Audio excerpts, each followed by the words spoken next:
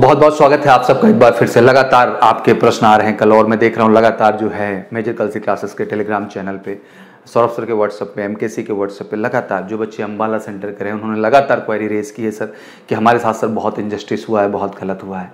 I understand यार, कभी कभी दिल से बहुत दुख भी इस बात को लेकर हो रहा है कि आखिर एयरफोर्स और इंडियन नेवी के सिस्टम को आखिर क्या हो गया है। उनका एक अपना अलग परेशानी और एक एग्जाम तक प्रॉपरली कंडक्ट नहीं किया जा रहा है। अगर इसको अंतरात्मा से हम लोग गहराई से सोचें, एक बच्चे के दृष्टिकोण से जाके सोचें, तो चीज़ें आपको रियलाइज होंगी। और मैं कहना चाहता हूँ हाईलाइटमेंट तो है भी अम्बाला सेंटर का ही किया गया है। बच्चों ने जिस तरह से मेरे को जो है रिकॉर्डिंग्स भेजी है, जिस तरह से मेरे को फोटोज़ भेजी हैं, मैं उन सबको हाईलाइट नहीं करना चाहूँगा, दैट्स नॉट कूल। बट हर जगह कहीं ना कहीं सिस्टम में खामियां नज़र आई हैं। अगर CSB वाले इस चीज़ को नहीं कर पा रहे हैं प्रॉपर ढंग से, सीडैक उसको सिस्टमैटिक ऑर्गेनाइज नहीं कर पा रहा है, तो दिस इज द टाइम यार कि we should think about it. देश में UPSC का एग्जाम इतने सालों से कितनी क्रेडिबिलिटी के साथ होता है, कभी एक क्वेश्चन नहीं उठा। पर दुर्भाग्यपूर्ण है ये कि बच्चों की इतनी अथाह मेहनत के बाद, फोकस के बाद सब कुछ अच्छा जा रहा था। हम लोग आए, जबरदस्त आपको विश किया, गुड लक बोला और जाइए बिल्कुल जोश के साथ एग्जाम दीजिए, तो उसमें कुछ ऐसी खबर आ जाती है जो बिल्कुल दिल तोड़ देती है, अंदर तक झकझोर देती कि आखिर अब आके क्या करेंगे और क्या बात बोलेंगे। बेटा सबसे पहली बात बताना चाहता हूं कि जो भी बच्चे उस सेंटर्स पे रहे, जैसे 3 पालियों का इशूज़ मेरे सामने आया, बच्चों ने बताया कि सर फर्स्ट पाली में जो है हमें काफ़ी लेट तक अंदर रखा गया जो है, क्योंकि टेक्निकल ग्लिच आ रहा था। फिर जब वो अंदर थे तभी सेकंड पाली वाले घुस गए। उसके बाद जब वो बैठे तो 4-5 क्वेश्चन बच्चे इंग्लिश वाला अटेम्प्ट ही किए थे, उसके बाद जो है फटाक से उनका ऑटोमेटिक सेव कर लिया। अब बच्चों को समझ में टेक्निकल ग्लिच है, सर्वर इशू है, हैक हो गया, सर्वर इशूज। हम इतना नहीं समझते सर ये हैक क्या होता है, सर्वर इशू क्या होता है। हम तो बस इतना समझते हैं कि हम ईमानदारी से आए हैं सर, और हम अच्छे से अपना एग्जाम दे करके यहाँ से जाना चाहते हैं। इसके अलावा हमें कुछ समझ में नहीं आता है। एक आदमी बता रहे हैं बच्चे की वहाँ लैब के अंदर नहीं, एक आदमी वहाँ जवाब देने के लिए नहीं खड़ा है, सभी भाग गए हैं ओवरऑल। ये तरीका नहीं होता है। इस देश में चुनाव इतने बढ़िया ढंग से कराए जाते हैं, लाखों लाख जनता जाती है, लाखों लाख रैली होती है और बड़े सिस्टमैटिक ढंग से इस देश में होता है। पर जब बच्चों के भविष्य का मामला आता है, एक एग्जाम का मामला आता है, तो वो चीजें देखने को मिलती है जो अंदर तक झकझोर देती हैं। और ये दुर्भाग्यपूर्ण है कहीं ना कहीं, और ये ठीक नहीं हो रहा है। ना कहूंगा ये गवर्नमेंट्स के डिसीजन सही हैं इन चीजों को लेकर के, ना एग्जाम कमिटीज के ये निर्णय किसी भी एंगल से सही है। और फाइनली आप सबको इस चीज को एडमिट करना चाहिए और एक नोटिस जनरेट करनी चाहिए अपने वेबसाइट पे, और आपको सॉरी लिखना चाहिए इस चीज, क्योंकि बच्चों का कहीं ना कहीं इमोशन हर्ट होता है इन चीजों से, उनको दुख हो जाता है अंदर से, और ये गलत बात है। सॉरी लिखिए और फटाफट आप तेजी के साथ जो है उनको डिक्लेयर करिए कि आखिर उनका नेक्स्ट आप एग्जाम कब शेड्यूल कर रहे हैं। बहरहाल उन्होंने वहाँ पे एक नोटिस भी चिपका दी है, और जैसे कि उन्होंने बताया कि 12 तारीख वाला जो हमारा एग्जाम रहा है वो पोस्टपोन हुआ है। 3rd वाले बच्चों को तो मौका ही नहीं मिला, वो बाहर बच्चे धरने पर बैठे, कितनी दूर दूर से, कहाँ इंटीरियर में सेंटर डाल दिया। सर सेंटर इतने कम पड़ गए हैं, सिटीज में रखो सर, ये आपका मैनेजमेंट है। अगर आप किसी रिस्पॉन्सिबिलिटी को ले रहे हैं तो कोई और नहीं आएगा। हाँ हमें बोलिए हमारी जो जिम्मेदारी है, बिल्कुल हम उस चीज को निभाएंगे। बहुत सारे बच्चे क्वेश्चन पूछे, बिल्कुल आप स्लीपर्स में जाइए बेटा, प्रॉपर लोअर टी-शर्ट भी पहन के जा सकते हैं, जीन्स टी-शर्ट पहन के जाइए, बट प्रॉपर जो है स्लीपर्स में ही रहिए। शूज पहन के जाएंगे तो बाहर ही उतारना पड़ेगा, तो कोई मतलब नहीं है। बहुत सारे बच्चे पूछ रहे थे बिल्कुल ID कार्ड आपको लेके जाना है बेटा, ID कार्ड आपके पास होना जरूरी है, वो एक अलग पहलू है। तो मैं ये कहना चाहता हूँ बाकी बच्चे जो एग्जाम दे रहे हैं, प्लीज आप कॉन्सेंट्रेट होकर एग्जाम दीजिए। उसी सेंटर से बच्चे का कर रहे थे नेक्स्ट डे, बिल्कुल 13 से लेकर 18 तक आपका बिल शेड्यूल चलेगा, कोई दिक्कत का बात नहीं बेटा। अभी जो हुआ है इसको कहीं ना कहीं उन्होंने कहा कि पोस्टपोन हम कर रहे हैं इसको, and very soon they will update on mail. वो मेल पे आपको अपडेट भेज देंगे भैया, और आपको कहीं ना कहीं वाया SMS भी अपडेट कर देंगे। एक बच्चे को तो SMS आया भी हुआ था, उस पर लिखा था कि your star exam cancelled, it has been scheduled in the new. CDAC के द्वारा एक प्रॉपर उसको जो है मैसेज बच्चे को आया मोबाइल पे, जहां उसको इस चीज़ की अपडेट भी दी गई है। साथ ही साथ मैं कहना चाहता हूँ बच्चे कह रहे सर उसमें अलर्ट आ गया। अब भाई इतना मेरे को टेक्नोलॉजी नहीं समझ में आती है। अलर्ट कई कारण से आ सकते हैं, सर्वर इशूज से भी आ सकता है, टेक्निकल इशूज से भी आ सकता है, और हैकिंग कोई बड़ी चीज़ नहीं इस देश में, मैं ये भी कहना चाहता हूँ। मुझे लगता है कि एयरफोर्स को इस बात पे एक बार मंथन करने की जरूरत है। अगर आप इतना बड़ा सिस्टमैटिक एग्जाम कंडक्ट करने जा रहे हैं तो आपकी जिम्मेदारी है कि आप अपने आप को टेक्नोलॉजी वाइज भी बिल्कुल सही करें। तो बस यही कहना चाहता हूँ बेटा कि this is the time, and obviously सब कुछ आशा करते हैं हम लोग जो है कि आगे स्मूथ होंगे। 13 से 18 जुलाई तक लगातार एग्जाम है बेटा, आप भी निराश ना होइए। आप भी वहाँ बैठे हुए हैं और आप इंतजार कर रहे हैं कि आपको नेक्स्ट कब अपडेट होगा। बेटा बिल्कुल आप परेशान ना हो, ऊपर वाला है और हम सब हैं, और दुआएं हैं, आशीर्वाद हैं आपके साथ, और विल ट्राई फॉर दैट। अब भी जैसा कि उन्होंने क्लैरिटी ही दे दी इस बात को लेकर के कि पोस्टपोन्ड है, एंड विल अलॉट सून। हम बहुत जल्दी आपको डेट अलॉट कर देंगे, मैंने SMS भी भेज दिया इस चीज़ को लेकर के।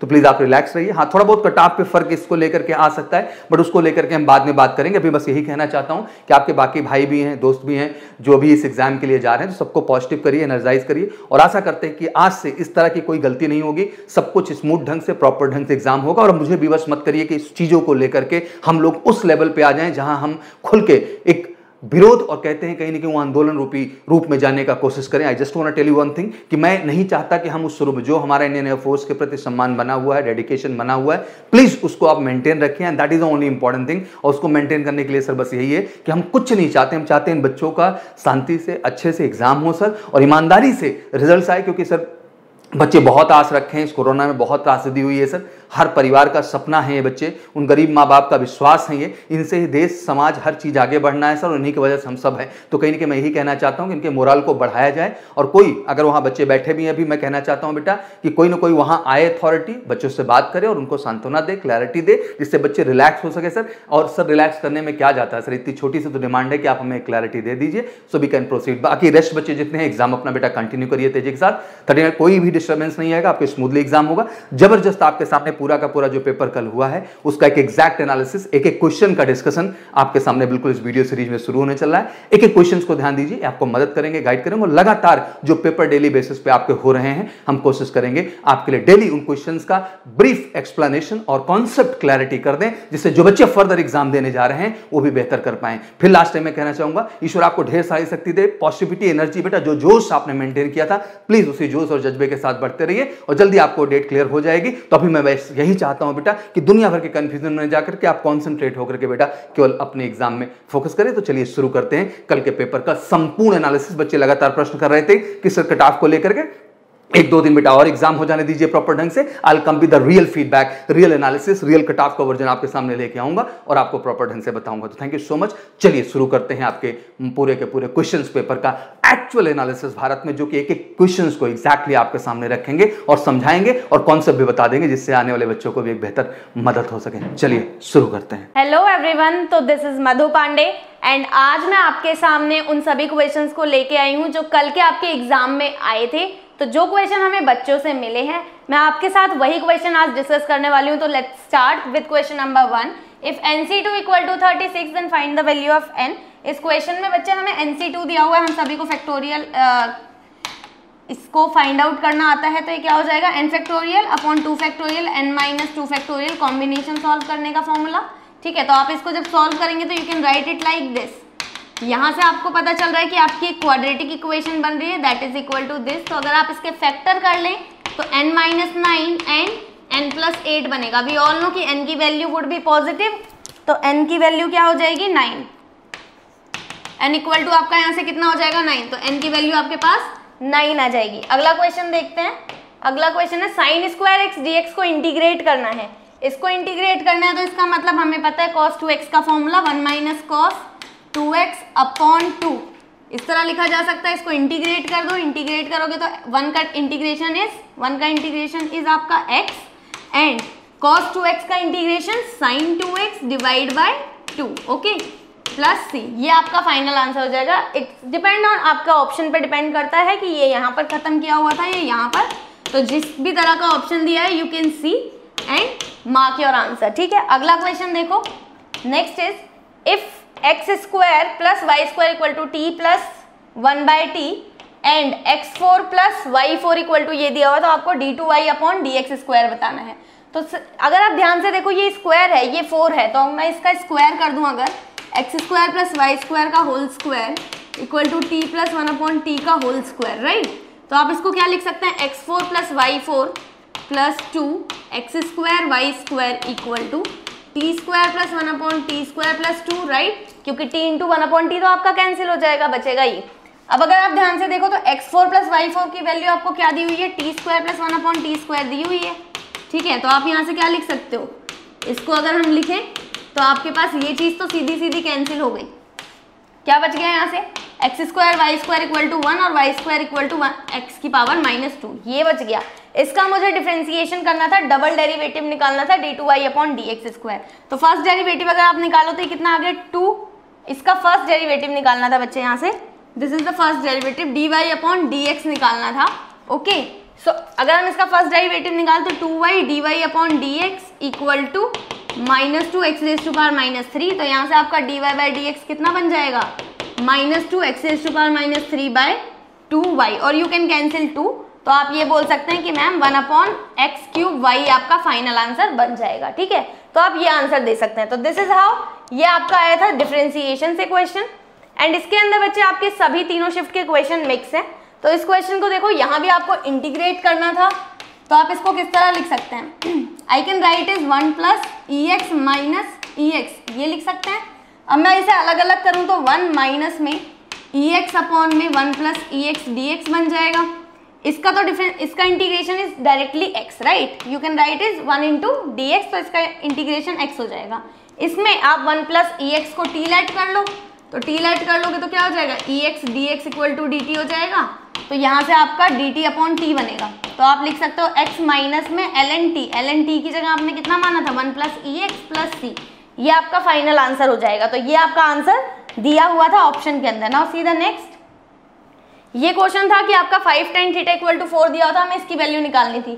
जब भी इस तरह का क्वेश्चन आता है, मैंने आपको बताया cos से डिवाइड कर दो। cos से डिवाइड कर दोगे तो क्या बनेगा? ये 5 tan θ - 4 अपॉन में 4 tan θ + 3। Okay, now put the value of tan θ। tan θ की वैल्यू यहाँ से कितनी दी हुई है? दिस इज 4 अपॉन में 5। तो अगर आप रख दो तो 5 × 4/5 - 4, डिजिट्स में भी चेंज।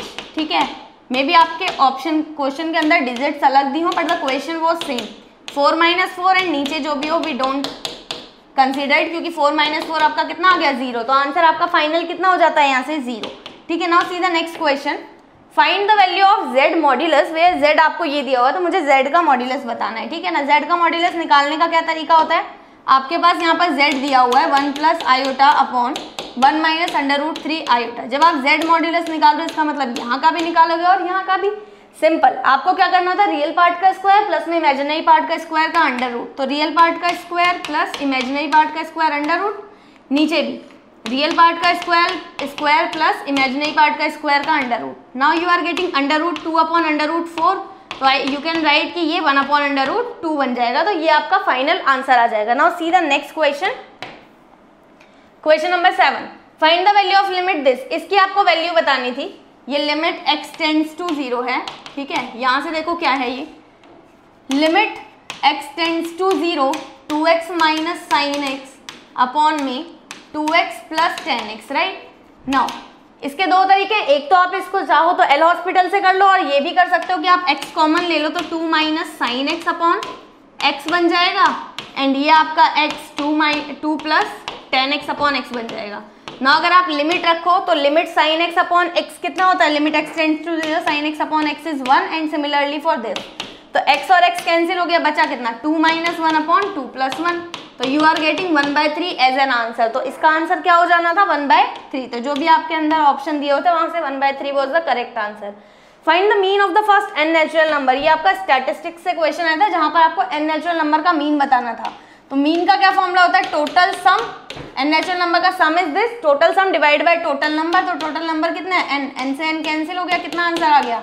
n + 1/2। तो ये आपका फाइनल आंसर हो गया। अगला क्वेश्चन देखो, next question is find the value of this. ठीक है, ये भी आपका लिमिट का क्वेश्चन आया था। एंड अगेन बच्चे यहाँ पर आपका x टेंड्स टू 0 है। ठीक, तो limit x tends to 0 √a + x - √a - x upon 4x, ये क्वेश्चन दिया हुआ है। तो इस क्वेश्चन में आपको क्या लगाना है? एल हॉस्पिटल लगा दो। एल हॉस्पिटल लगाओगे तो इसका डिफरेंशिएशन कितना हो गया? 1/2 √a + x, और इसका डिफरेंशिएशन कितना हो गया? 1/2 √a - x डिवाइड में इसका differentiation is 4। Now put the value, अब लिमिट की वैल्यू रख दो x = 0। जब आप रख दोगे इसके अंदर तो आपको क्या मिलेगा? 1/2 √a - 1/2 √a अपॉन में 4, है ना? तो आपका आंसर कितना हो जाएगा बच्चे? यहाँ से 0 हो जाएगा। ठीक है, अगला क्वेश्चन देखो। नाउ सी नेक्स्ट, ये इसका आपको डिटर्मिनेंट बताना था। इसका डिटर्मिनेंट क्या हो जाएगा? सिंपल, मैं क्या करती हूँ, R1 में रख देती हूँ मैं R1 - R2 एंड R2 में रख देते हैं R2 - R3, है कि नहीं? रख दो तो 1 - 1 0, ये a - b, और यहाँ से BC - AC, C है, ये BC - AC होगा। तो मैं इसमें से C कॉमन ले लूँ तो ये B - A आएगा, पर यहाँ a - b है, तो आप -c कॉमन ले लो। देखो, अगर आपको ऑप्शन जो दिए हुए थे ना, ऑप्शन अगर यहाँ पर होते तो ऑप्शन से आप डायरेक्टली कर लेते, a b c की वैल्यू रख लेते, एंड ऑप्शन में भी वही वैल्यू रखते, आंसर निकल जाता। ऑप्शन से करना was much easier than this. ठीक है ना, तो क्योंकि ऑप्शन तो है नहीं तो I am telling you like direct formula. तो b माइनस सी, यहाँ से भी आप क्या ए सी माइनस ए बी करोगे तो माइनस ए कॉमन ले लो, बचा कितना b माइनस सी, नीचे बच गया 1c(ab). ठीक, अब मैं क्या कर सकती हूँ a minus B and b minus C आपका कॉमन आ गया, तो आपके पास क्या बच गया 0 0 1 1 1 c minus c minus a b. Now अब क्या करना है, बस डन। इसका आप क्या निकाल लो, इस वाले फर्स्ट कॉलम के अलोंग आप इसको एक्सपेंड कर लो। फर्स्ट कॉलम के अलोंग एक्सपेंड करोगे तो क्या बचेगा माइनस ए प्लस सी। तो आप इसको क्या लिख सकते हो a minus b, b minus c and a minus and आपका c, a प्लस c बचेगा ना तो c माइनस a, ये लिख दिया, आपका आंसर ये बन गया। तो ये आपका फाइनल आंसर है। तो ऑप्शन के अंदर ये ऑप्शन आपको डेफिनेटली दिया होगा, तो ये आपका करेक्ट ऑप्शन हो जाएगा। नाउ सी द नेक्स्ट, इस क्वेश्चन को कैसे करना है। अब cosec स्क्वायर x का डायरेक्टली इंटीग्रेशन भी all know minus cot x होता है क्या, माइनस कॉट x, इसको π/4 से, π/4 है ये, से π/2। ठीक, तो अब मैं कॉट के अंदर π/2 रख दूं, प्लस हो जाएगा कॉट के अंदर π/4, तो कॉट π/2 की वैल्यू इज 0, ये 1, तो आंसर कितना आ गया 1 आ गया। इस तरह के बेसिक क्वेश्चन आए हुए थे। Now see the next, if A and B are mutually exclusive event, अपवर्जी है बच्चे, ये अपवर्जी, जो हिंदी वाले बच्चे हैं वो समझ लें कि ये अपवर्जी है, ठीक है ना। तो म्यूचुअली एक्सक्लूसिव इवेंट है। म्यूचुअली एक्सक्लूसिव का क्या मतलब होता है कि आपका ए इंटरसेक्शन बी जो है वो इक्वल टू आपका 0 हो जाएगा। अब आपको पी ए यूनियन बी दिया हुआ है, पी ए दिया हुआ है और पी बी निकालना है। तो हमें ये फॉर्मूला तो पता है हम सबको कि ये वाला एक फॉर्मूला होता है। ठीक, यहाँ पे आपको ये 0.6 दिया हुआ है, ये 0.4 दिया हुआ है, ये आपको निकालना है और ये इसकी वैल्यू 0 है, तो पी बी आपका कितना हो गया 0.2 हो गया। दैट्स इट, ये आपका फाइनल आंसर हो गया। अगले क्वेश्चन की तरफ बढ़ते हैं। अगला क्वेश्चन है ये, यहाँ पर आपको मैंने आपको कई सारे बार बताया था ऑर्डर एंड डिग्री से क्वेश्चन आएगा, एंड कल की तीनों शिफ्ट में ऑर्डर डिग्री से क्वेश्चन आया है।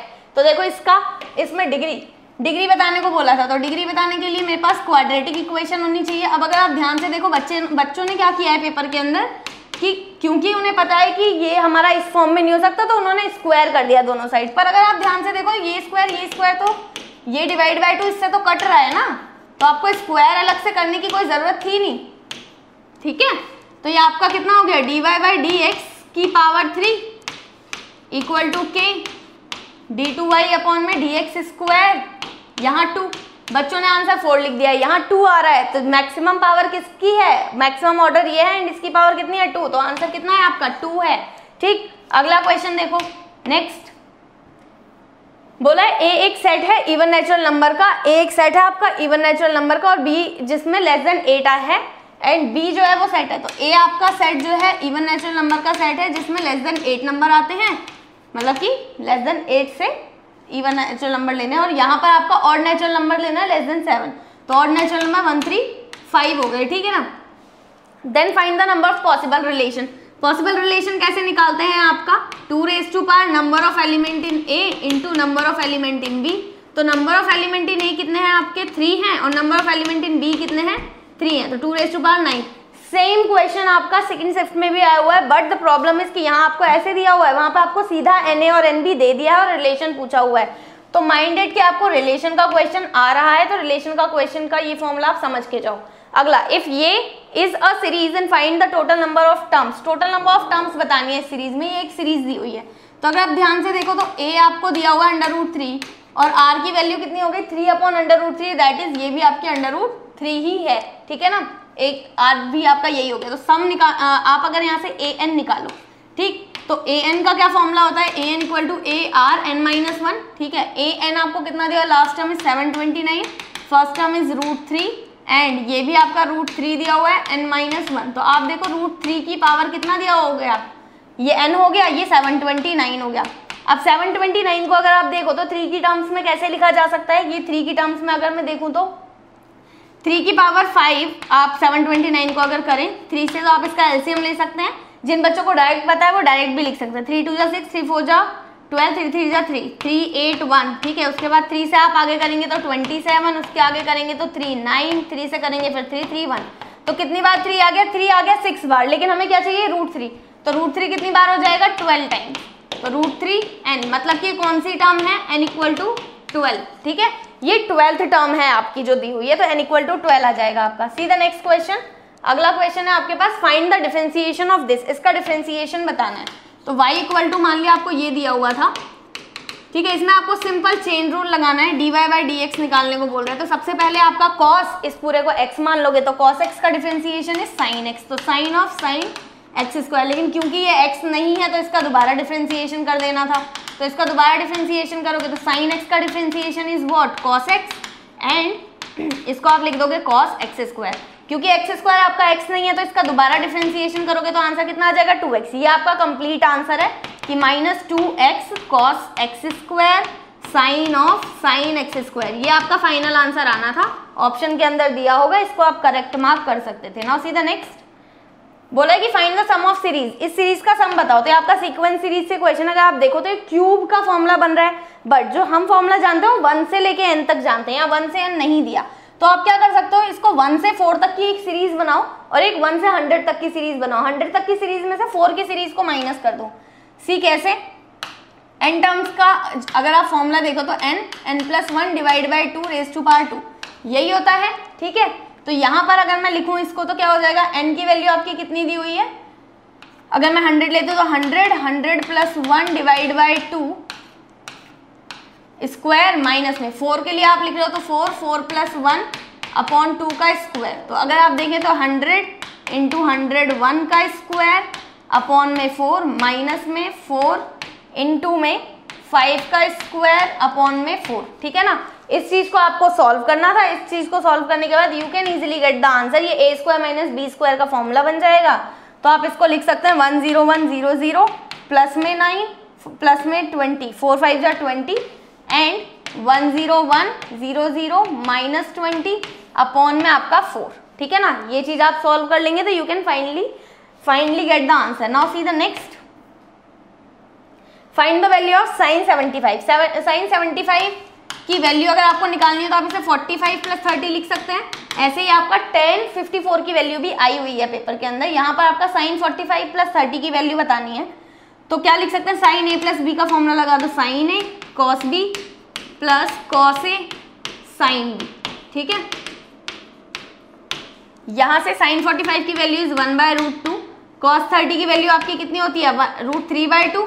सिमिलरली आप देखो cos 30 की वैल्यू इज व्हाट, cos 45, ये आपका यहाँ पर क्या है cos 45 एंड यहाँ आपका sin 30 है, दिस इज cos 45 एंड ये sin 30 है। तो cos 45 की value is again 1/√2 and sin 30 की value is 1/2।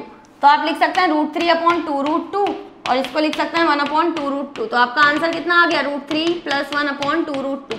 You can directly remember these values, ये वैल्यूज तो वैसे भी याद होनी चाहिए आपको, 18 डिग्री 36 डिग्री, तो ये वैल्यूज याद करके जानिए बच्चे, क्योंकि इसके बेसिस पे क्वेश्चन आ रहे हैं। नाउ सी, यहाँ पर आपको d/dx निकालना है, किसका, log x का। अब जो मॉड्यूलस में दिया हुआ है, पहली बात जब भी मॉड्यूलस होता है तो इसको आपको 2 पार्ट्स में डिवाइड करना होता है। मॉड्यूलस का मतलब 2 पार्ट हो गए, इसका एक -x एक +x। तो अगर आप log ऑफ -x का निकालें तो log ऑफ -x का इंटीग्रेशन करेंगे तो कितना आएगा, -1/x डिफरेंशिएशन, और अगर आप डिफरेंशिएशन करेंगे log x का तो आपके पास कितना आ जाएगा, 1/x। अगर मैं कंबाइन कर दूं तो इसका मतलब मैं इसे ये लिख सकती हूँ, तो इसका जो कंप्लीट आता है that is log of modulus x का differentiation is 1/x, that's it. Now see the next, अगले क्वेश्चन में now see the question number 20, find z modulus if z equal to this. तो बच्चों अगर आप देखो तो z मॉड्यूलस का क्वेश्चन पूछा जा रहा है, मतलब मॉड्यूलस निकालने के लिए पूछा जाएगा, तो ध्यान से समझो क्या करना है। z मॉड्यूलस निकालना है तो ऊपर मॉड्यूलस कर दो, नीचे भी मॉड्यूलस कर दो। मॉड्यूलस निकालना अभी सिखाया मैंने कैसे निकालते हैं, √1² प्लस में √3 का स्क्वायर, दैट मीन्स आपका कितना आंसर हो गया, 1/2 आपका यहाँ से करेक्ट आंसर हो जाएगा। अगला क्वेश्चन देखो, अगला क्वेश्चन क्या कहता है, next question is find the area bounded by region. ये आपका कर्व है एंड x = 3 x = 5, ये आपका एरिया बाउंड हो रहा है, ठीक है। तो मुझे क्या करना है, मुझे इसका या तो आप ग्राफ बना लो, ग्राफ अगर बनाते हो तो आप देखो x की वैल्यू अगर मैं 0 रखूं तो y की वैल्यू वुड बी -5, ठीक है। तो x की वैल्यू इज 0 एंड y की वैल्यू -5, और अगर y की वैल्यू 0 रख दो तो x की वैल्यू इज 5/3, तो यहाँ से आप 5/3 ले सकते हैं एंड ये 0। तो इसका मतलब ये जो ग्राफ है आपका, ये कुछ इस तरह बनने वाला है। लेकिन हमें कहाँ से कहाँ तक का एरिया निकालना है, x = 3 से लेके x = 5 तक। तो x = 3 यहाँ कहीं आएगा एंड x = 5 यहाँ कहीं आएगा, ठीक है ना। तो मुझे ये वाला एरिया आपको बताना है कि ये जो एरिया है हमारा ये कितना होगा। तो इसको निकालने के लिए हम क्या करते हैं, सिंपल हमारा इंटीग्रेशन फॉर्मूला आप रख दो यहाँ पर 3x - 5 dx, कहाँ से कहाँ तक, 3 से लेके 5 तक, इतना कुछ बनाने की जरूरत नहीं है, this is just for the understanding. हम क्या करेंगे 3x² / 2 - 5x and for limit आपकी फिर अगेन 3 to 5। तो अगर आप 5 रखते हैं तो कितना हो जाएगा 75/2 माइनस में 25 माइनस में 27/2 प्लस में 15।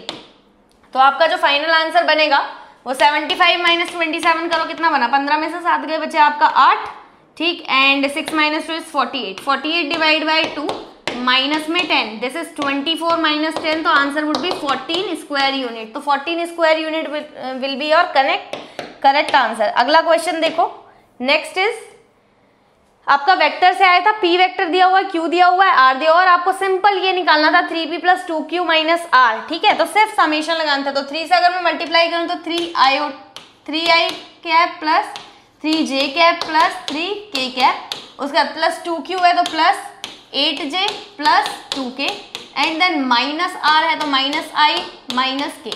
अब आप सॉल्व कर लो, 3i - i इज 2i, ठीक है, 3j प्लस 8j कितना हो गया आपका 11j and 3 + 2 is 5k minus k is 4k। तो ये आपका फाइनल आंसर हो गया, तो ये आंसर आना था यहाँ से, ठीक। अगला क्वेश्चन देखते हैं, नेक्स्ट क्वेश्चन क्या है, if a sin theta = b cos theta and equal to 4 and b sin theta minus a cos theta = 3, तो a² + b² बताना है।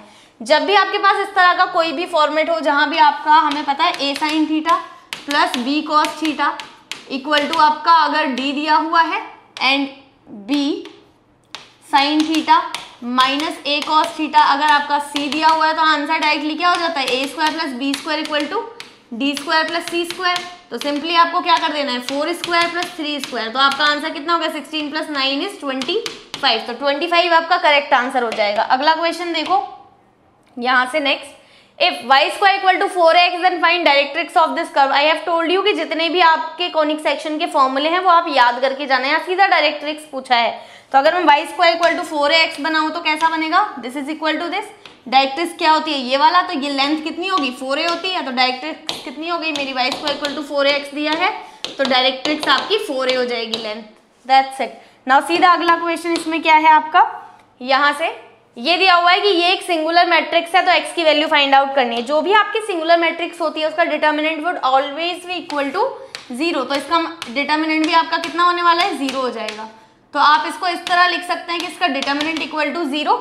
नाउ आप क्या करें, इन सबको सम कर दे, c1 c2 c3 को ऐड करके मैंने c1 में डाल दिया, ठीक है, इसको c1 में डाल दो तो क्या बनेगा x + 5 एंड x + 5, यहाँ आपका 2x 5 3x, ठीक है ना, डिटर्मिनेंट इक्वल टू 0। आप x + 5 को बाहर ले लो तो आंसर वुड बी x = -5 हो जाएगा, यहाँ से हमें दिख ही रहा है, बाकी आप यहाँ पर रखोगे तो भी आपका आंसर वही आएगा, ठीक है ना। तो x की यहाँ पर बहुत सारी वैल्यू आने वाली हैं, ठीक, ये डिपेंड करता है कि आपके ऑप्शन में क्या दिया हुआ था।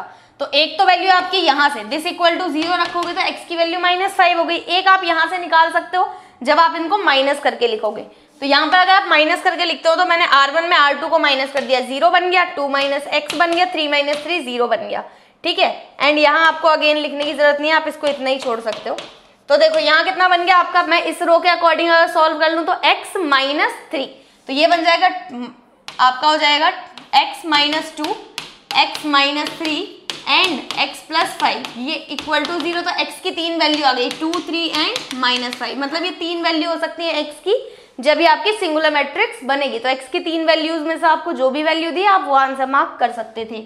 Now see the next question, अगला क्वेश्चन क्या है आपका कि इफ a इक्वल टू आपका ये दिया हो देन फाइंड a⁴n।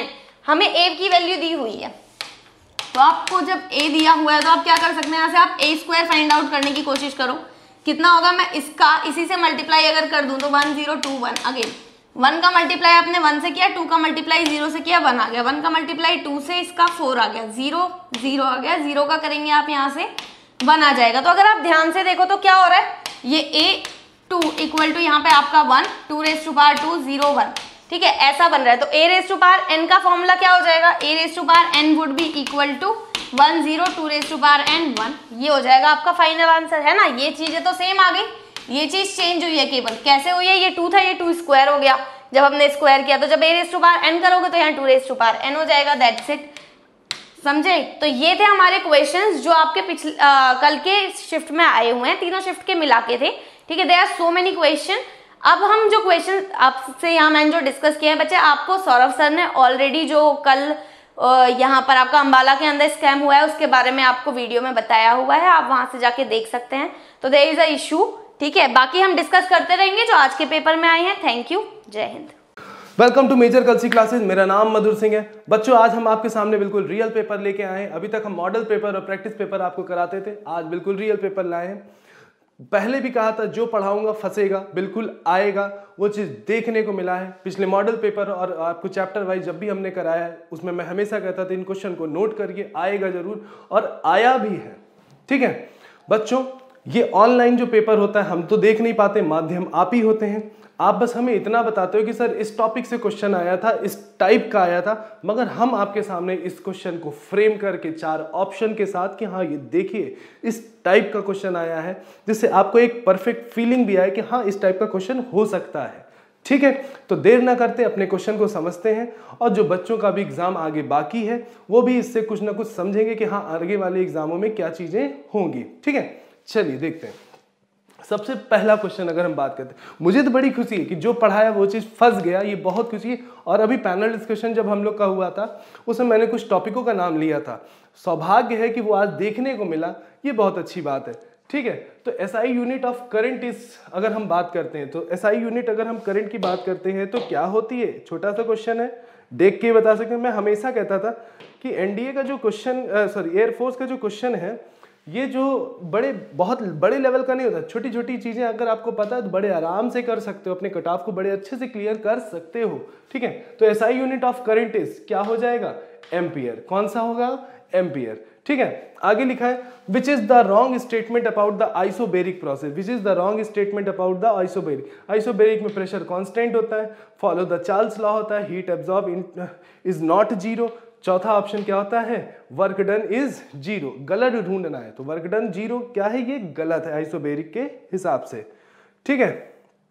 आगे चलते हैं, देखिए बिल्कुल परफेक्ट बिल्कुल क्वेश्चन आपको हम दे रहे हैं। Magnetic field due to coil of a radius r is B, ठीक है। Magnetic field due to coil, coil के लिए जो ये कॉइल होता है उसके लिए मैग्नेटिक फील्ड क्या होती है, अगर हम बात करें तो थोड़ी अपनी पेन को छोटी कर लेते हैं, क्या होता है, म्यू नॉट अपॉन 4 पाई, ठीक, आई थीटा डिवाइडेड बाई आर होता है, ऐसा होता है कि नहीं। और पूरे के लिए थीटा फाई, तो तब भी मैग्नेटिक फील्ड इनवर्सली प्रोपोर्शनल किसके होता है, आर के होता है। यहाँ पे अगर देखिए तो रेडियस क्या कर दे रहा, हाफ कर दे रहा है, रेडियस क्या कर दे रहा, हाफ कर दे, और ये इनवर्सली रेडियस को अगर हाफ कर दोगे तो मैग्नेटिक फील्ड क्या होगी, जस्ट डबल हो जाएगी। कौन सा आंसर सही हो जाएगा, बी आंसर क्या हो जाएगा, करेक्ट हो जाएगा, ठीक है। चलिए नेक्स्ट आगे चलते हैं। अब देखिए बोला क्या है, radius of 2 spherical capacitor are A और बी, ठीक है, और if the potential are equal then the ratio of their charges will be. तो 2 कैपेसिटर है, ठीक है, एक का रेडियस ए है, दूसरे का रेडियस क्या है, बी है। पोटेंशियल कांस्टेंट तो Q इज इक्वल टू सी भी होता है पोटेंशियल कांस्टेंट, तो Q डायरेक्टली प्रोपोर्शनल सी के हो जाएगा और C डायरेक्टली प्रोपोर्शनल रेडियस के होता है। तो अगर हमसे Q1 अपॉन Q2 अगर पूछेगा तो पहले का रेडियस है, दूसरे का रेडियस बी, तो रेशियो क्या हो जाएगा, A:B, जो कि पहला आंसर क्या है, करेक्ट है। 5वां question, which is the correct output of NOR gate, which is the correct output of NOR gate. तो नॉर गेट कैसा देखने को मिलता है, अगर हम नॉर गेट की बात करते हैं तो हमें नॉर गेट कैसा देखने को मिलता है, ऐसा होता है कि नहीं, और के आगे क्या लगा होता है, नॉट लगा होता है। अगर हम बात करते हैं तो हमें यहाँ आउटपुट A+ भी मिलता है, और नॉट लगा रहे तो ऊपर क्या हो जाएगा, बार हो जाएगा। तो कौन सा आंसर सही हो जाएगा बच्चों, सी आंसर क्या हो जाएगा, करेक्ट हो जाएगा, ठीक है। चलिए आगे चलते हैं। देखो ratio of time taken by free fall, मान लो 2 गेंद है, वो h हाइट 2h गिरा दी गई, मान लो फ्री फॉल ऐसे गिरा दी है, h हाइट और 2h हाइट पे समय पूछा हुआ है। तो देखिए टाइम जो होता है, अगर आपने देखा होगा टाइम का ये फॉर्मूला होता है 2h/g होता है कि नहीं होता है। तो अगर हमसे t1/t2 पूछ लेगा तो हम क्या बोल देंगे, पहली हाइट देखो 2h और g तो कॉमन होगा, पहली हाइट कितनी है, h है, दूसरी हाइट कितनी है, 2h है, h अपॉन कितना हो जाएगा 2h, h से h कैंसिल हो गया तो 1/√2 हो जाएगा। तो कितना आंसर हो जाएगा, 1:1 √2। सी आंसर क्या है बच्चों, इसका करेक्ट है। ठीक है, चलो नेक्स्ट आगे चलते हैं। Energy stored in electromagnetic wave. ठीक है, जो विद्युत चुंबकीय तरंगे होती हैं उसमें कौन सी एनर्जी स्टोर्ड होती है, तो नाम से ही समझ में आ रहा है इलेक्ट्रोमैग्नेट, दोनों तरीके की फील्ड होती है। तो क्या आंसर हो जाएगा, बोथ ए एंड बी, दोनों तरीके की फील्ड होती है। फील्ड मतलब ही एनर्जी होती है। ठीक है, the value of epsilon not, the value of epsilon not, epsilon not की वैल्यू क्या होती है 8.84 इंटू 10 की पावर कितना -11। चलते हैं आगे, अगला question. What is the heat from 0 degree to 20 degree centigrade?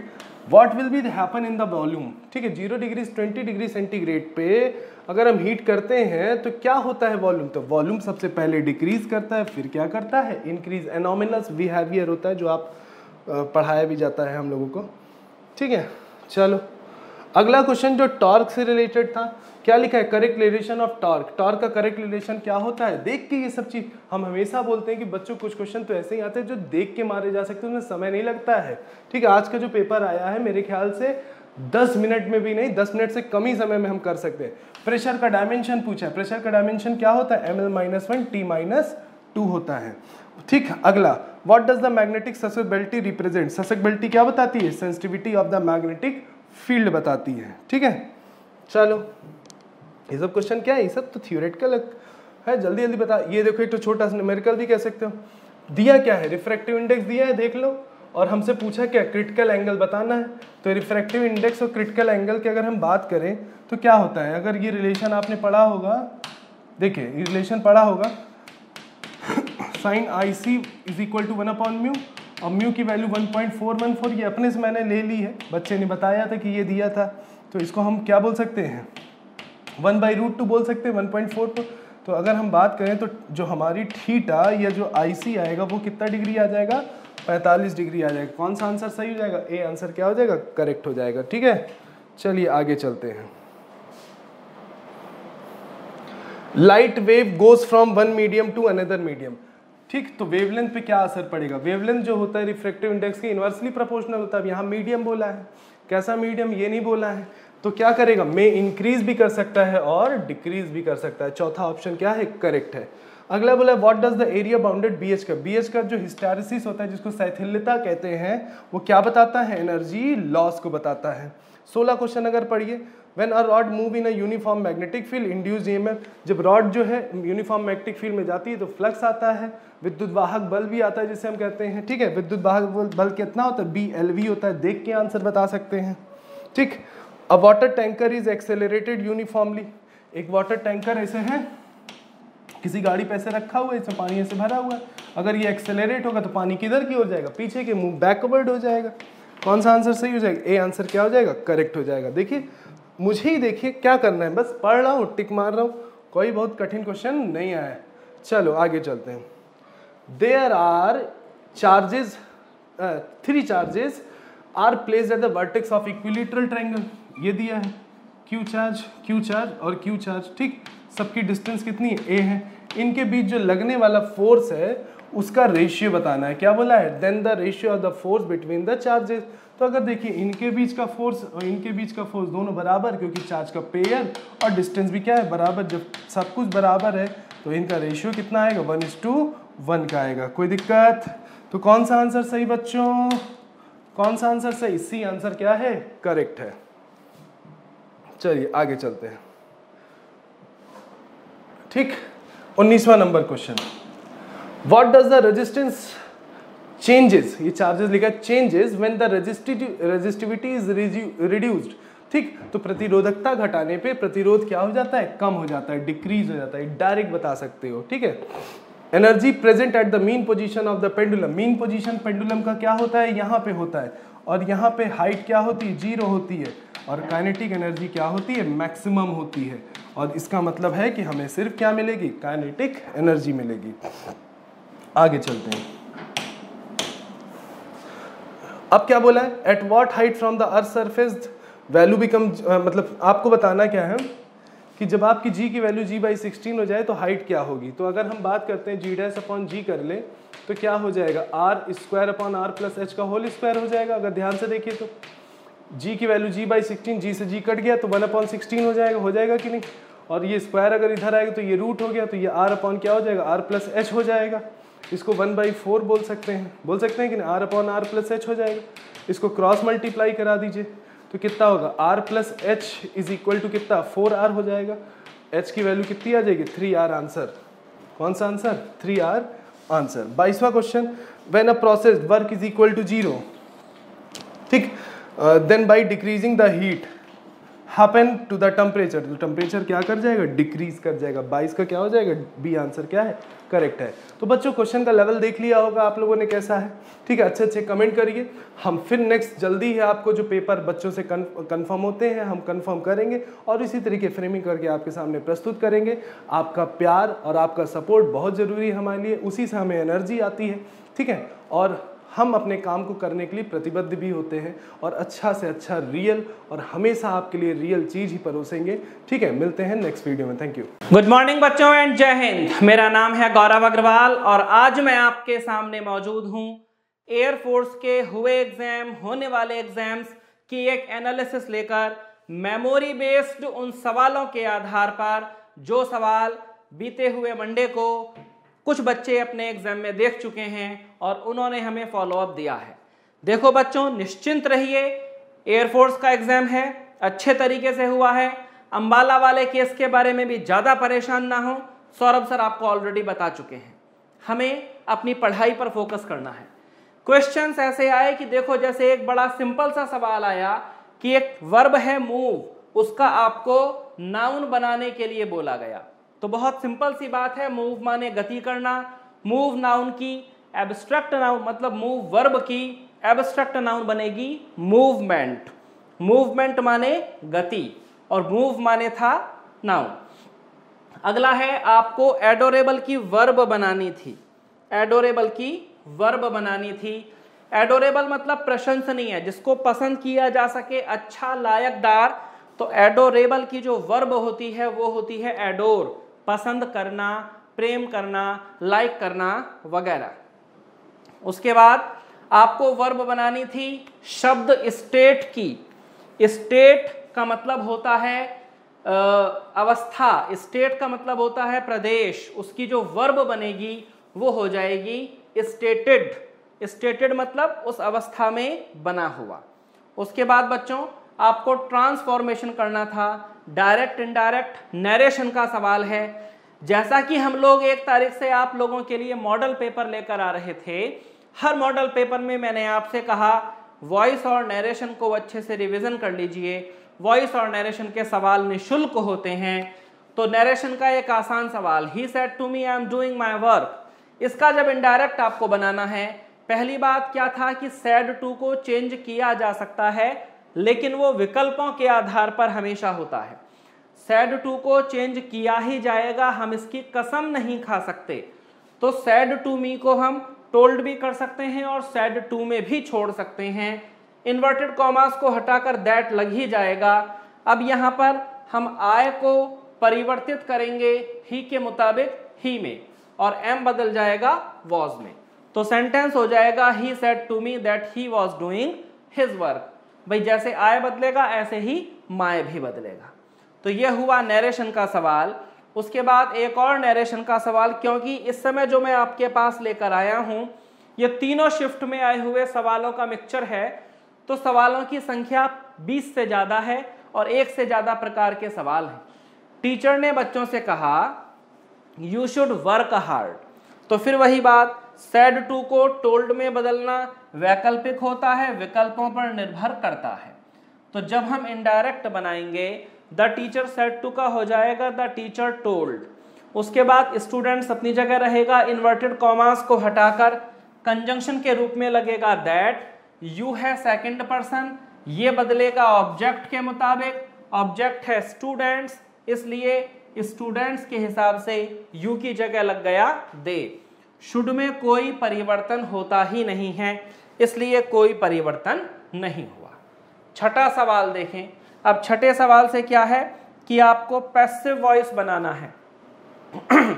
People will make him king, ये पैसिव वॉइस है। तो यहाँ क्या है कि जो ऑब्जेक्ट हमारे पास दिया है हिम, इससे हम शुरू करेंगे तो ही शुरू में लग जाएगा। He will be made king by the people, लगाया भी जा सकता है, नहीं भी लगाया जा सकता, विकल्पों पर डिपेंड करेगा। क्वेश्चंस तो एक्चुअली बच्चों ने अपनी मेमोरी में बता दिए, वो आंसर्स नहीं बता पाए, ऑप्शंस बहुत ज्यादा मेमोरी में नहीं आए।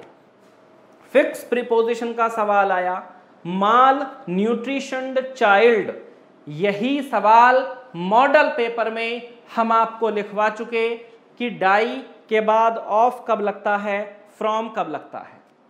माल न्यूट्रिशन्ड का मतलब होता है कुपोषित, किसी भी बीमारी से मरने के लिए ऑफ का यूज किया जाता है, ये मैंने मॉडल पेपर में बताया था।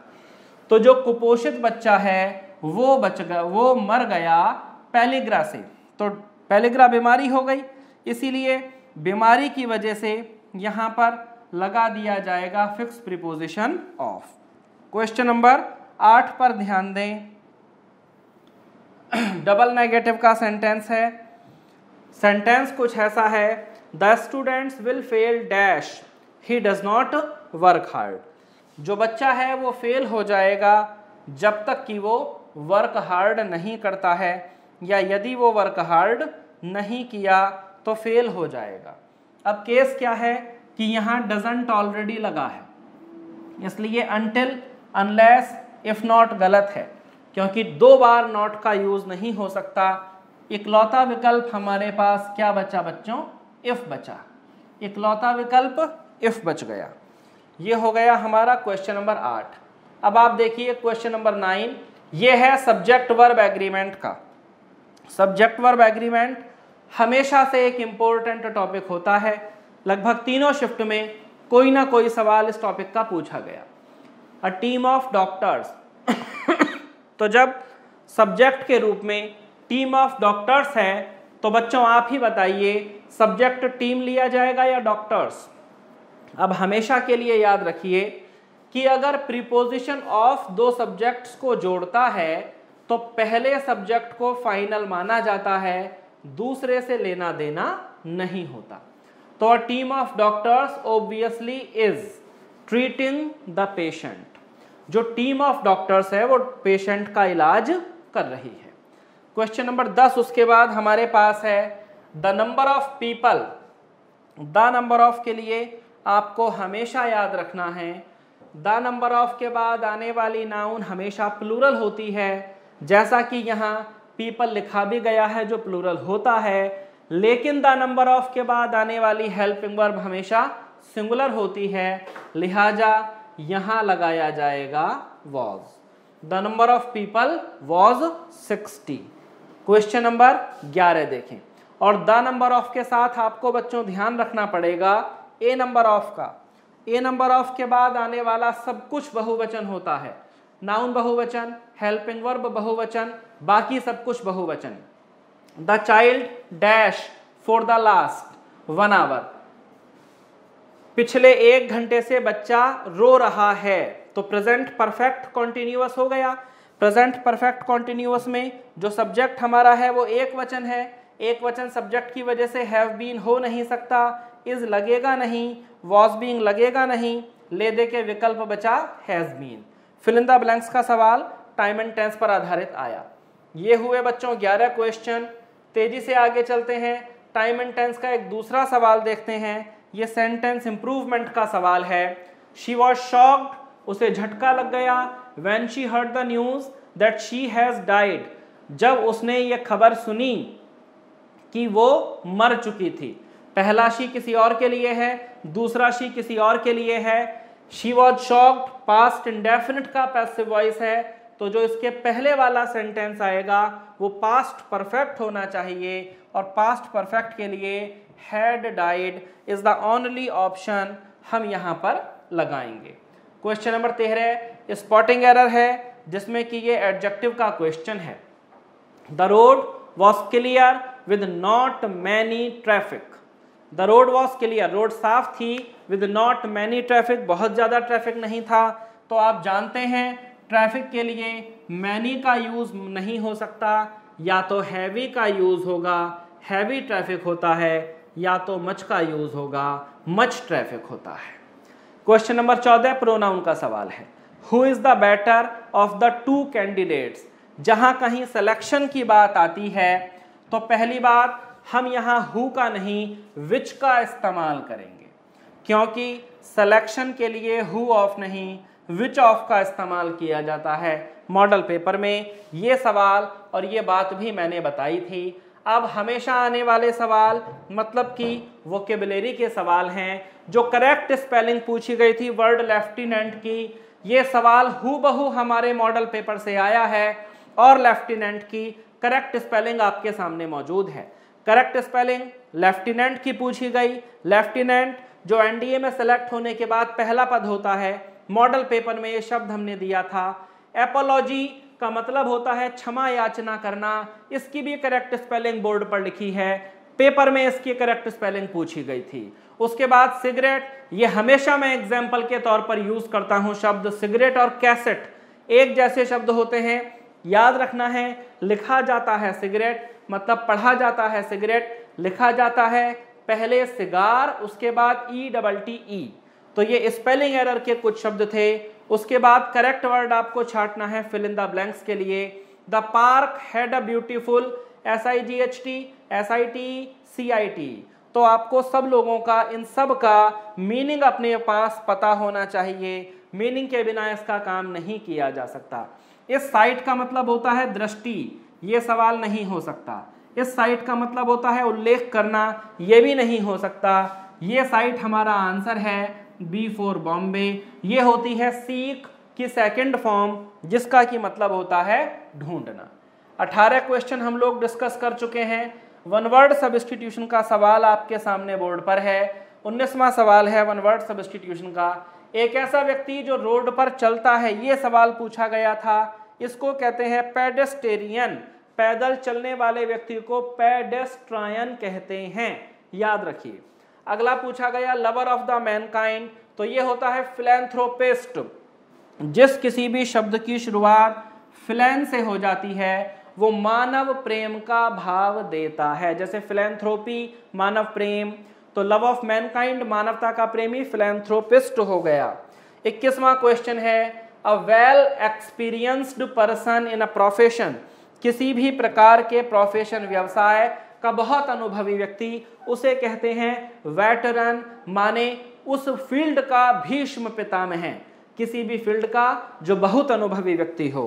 पर्यायवाचियों के सवाल देखिए। सिनोनिम के सवाल, पेन का पर्यायवाची आपसे पूछा गया। अलग अलग सेट में हमारे पास ये ऑप्शन मौजूद थे। तो पेन का मतलब होता है दर्द, पेन का मतलब होता है दर्द, और पेन का पर्यायवाची दिए गए शब्दों में से हो जाएगा एक। दिए गए शब्दों में से पेन का पर्यायवाची होगा एक। हालांकि स्ट्रेन माने तनाव। अब यदि और कोई विकल्प नहीं है तो स्ट्रेन भी विकल्प हो सकता है, लेकिन यदि एक दिया गया है तो ये नहीं होगा। उसके बाद मिजरी, कष्ट, आपको ये देखना होता है कि कौन सा शब्द किस किस तरीके से पर्यायवाची हो सकता है, किस किस क्रम में। बाकी पर्यायवाची हमने दिए ही हैं, पेन के इतने पर्यायवाची मौजूद हो सकते हैं। उसके बाद 23वां सवाल है एंसेस्टर्स। एंसेस्टर जिसका की मतलब होता है forefathers. Forefathers, forerunner, antecedent या फोर बियरर, हालांकि ये सब इसका वही मतलब है, सब इसके पर्यायवाची हैं। एंसेस्टर्स के एंसेस्टर का पर्यायवाची आपसे आपके पेपर में पूछा गया था, पूर्वज, एंसेस्टर माने। उसके बाद 24वां हिंडर मतलब बाधा डालना, तो इसके पर्यायवाची आपके सामने मौजूद हैं। क्लॉग है, ऑब्स्ट्रक्ट है, ब्लॉक है, प्रोहिबिटेड है, हैम्पर है, ये सब इसके पर्यायवाची हैं। हिंडर मतलब बाधा डालना। फ्यूटाइल का मतलब होता है बर्बाद कर देना, वेस्ट हो जाना, इसके पर्यायवाची आपके पास दिए गए हैं। फ्यूटाइल मतलब वेस्ट। डिस्ट्रेस्ड का मतलब होता है तनाव, इसका पर्यायवाची पूछा गया। डिस्ट्रेस्ड का मतलब तनाव में बहुत ज्यादा उत्तेजित। एंजियस है, परपिचर्ड है, डिस्टर्ब्ड है, एजिटेटेड है, ये सब इसके हैं। एडिक्वेट का मतलब होता है पर्याप्त, पर्याप्त का मतलब होता है इनफ, और इसके कुछ पर्यायवाची हम लोगों ने दिए ही हैं। अब देखिए विलोम शब्द आपके क्या क्या पूछे गए। एडमायर जिसका की मतलब होता है प्रशंसा करना, तो विलोम हो जाएगा कंडम, ब्लेम, क्रिटिसाइज, डिनाउंस, मतलब बुराई करना। एम्बिगुअस, एमबी से जो भी शब्द शुरू होता है मतलब होता है डबल।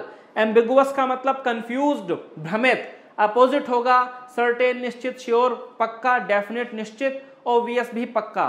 मैंडेटरी का मतलब होता है अत्यावश्यक। अपोजिट होगा जो आवश्यक ना हो, सेकेंडरी काम हो। वॉलंटरी, आवश्यक ना हो, अपनी मर्जी से काम करिए। इनएसेंशियल, एसेंशियल का अपोजिट है। प्रोवोक का मतलब होगा भड़काना, उत्तेजित करना।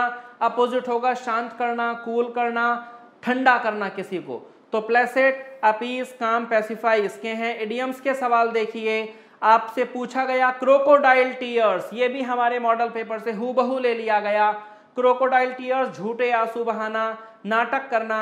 फिक्स प्रीपोजिशन का सवाल पूछा गया कि ग्रेटफुल के बाद क्या आता है, तो ग्रेटफुल के बाद टू आता है समवन के लिए, किसी का एहसान होना। ग्रेटफुल के बाद फोर आता है समथिंग के लिए, किसी चीज का एहसान होना, मतलब किसी काम के लिए। डील विद, शब्द डील से दो फ्रेज बनती हैं। शब्द डील विद का मतलब होता है व्यवहार करना। डील विद समवन, किसी से निपट लेना।